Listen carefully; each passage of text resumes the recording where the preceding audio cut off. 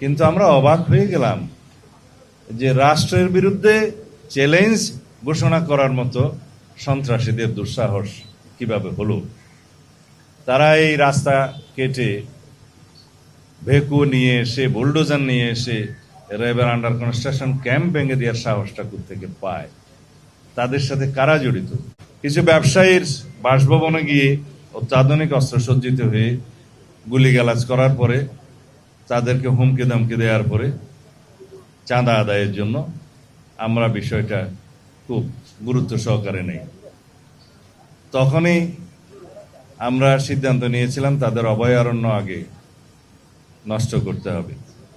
তার অংশ হিসেবে মার্চ মাসের 9 তারিখ মনে হয় আমরা এখানে কিছু অস্ত্র উদ্ধার হয়েছে এবং কিছু সন্ত্রাসী আটক হয়েছিল। তবে আমাদের লক্ষ্যমাত্রা অনুযায়ী আমরা সেটা করতে পারিনি, কারণ কোনো না কোনো কারণে হয়তো এই তথ্যগুলো ফাঁস হয়ে যাওয়ার কারণে তারা আগে থেকে সাবধান হয়ে গিয়েছিল বলে আমার মনে হয়। যাই হোক, এখানে যে সিসিটিভি ক্যামেরা বসিয়ে বিভিন্ন পাহারাদার বসিয়ে যেভাবে এলাকাগুলো তারা নিয়ন্ত্রণে রেখেছিল সেগুলো ভেঙে দেওয়া হয়েছে।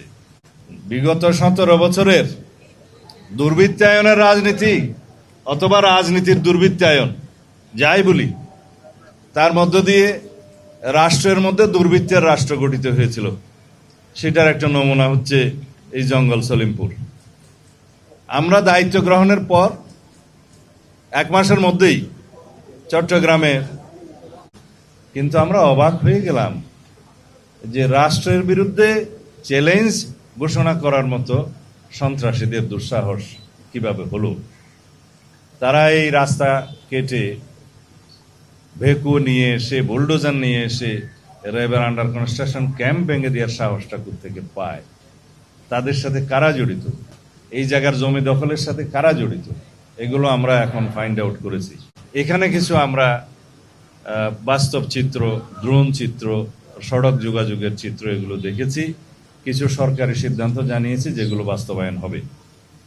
সলিমপুর ইউনিয়ন পাশে সীতাকুণ্ডের সাথে যোগাযোগ, ভাটিয়ারের সাথে যোগাযোগ, হাটাজারি বাইপাসের সাথে যোগাযোগ এবং চট্টগ্রাম কক্সবাজার মহাসড়কের সাথে যোগাযোগ কিভাবে স্থাপন করা যায়, কিভাবে রোড নেটওয়ার্ক স্থাপন করা যায়, এবং এখানে আমাদের যে পুলিশের জন্য, বিজিবির জন্য, র্যাবের জন্য, অন্যান্য বাহিনীর জন্য এবং সেনা নিবাসের জন্য কি কি ফ্যাসিলিটিস ক্রিয়েট করা যায় সেই বিষয়ে আমরা কথা বলেছি।